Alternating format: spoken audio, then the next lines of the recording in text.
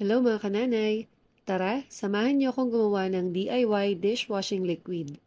Dahil marami pa ding nagtatanong kung anong magandang negosyo na pwedeng umpisahan kahit nasa bahay lang, eto nang isa sa mga pwede niyo ding subukan. Alam niyo ba, ₱250 lang ang DIY dishwashing liquid kit na ito ng Wise Cleaner? Pero makakagawa na tayo ng 15 to 16 liters nito na pwede for personal use man o pang negosyo. Super dali lang din naman gawin dahil may instruction din naman na kasama dito sa kit. Una, naglagay lang ako ng 14 liters ng tubig sa timba. Tapos nilagay ko itong bubble booster, kasunod naman itong surfactant. Maliit lang ang gupit na ginawa ko dyan, tapos ibinuhas ko ng paikot sa tubig, gaya ng sabi sa instruction.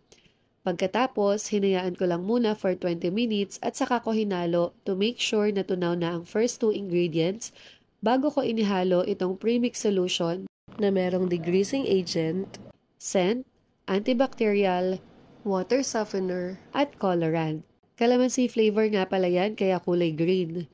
At ang huling ilalagay ay itong thickener. Binutasan ko lang ulit ng maliit dahil unti-unti lang dapat ang paglalagay nito, kasabay ang dahan-dahang paghalo. At dahil nakita ko na tunaw na lahat ng ingredients, tinakpan ko na siya at hinayaan lang for 24 hours. Kinabukasan, eto na siya at ready na nga na mailagay dito sa mga bote. Sakto naman na magpapasko, bala ko munang ipangregalo ito sa mga kapamilya namin.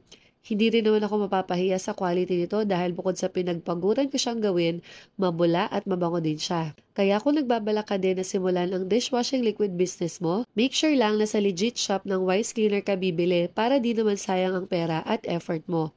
Balikan mo ang video na ito kapag nakagawa ka na rin ha.